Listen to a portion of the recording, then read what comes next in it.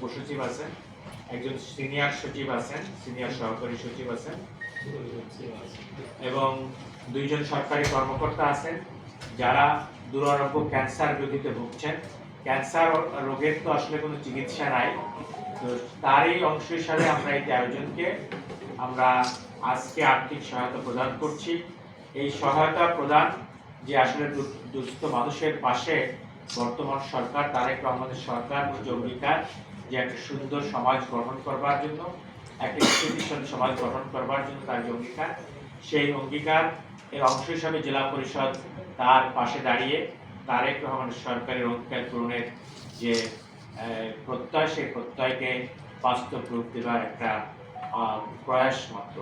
আর যারা বিভিন্ন ধরনের অসুখে ভুগছেন তারা তো আসলে আমাদের স্বাস্থ্য খাতে আমাদের হসপিটালগুলো আছে, সেখান থেকে তারা চিকিৎসা গ্রহণ করবে।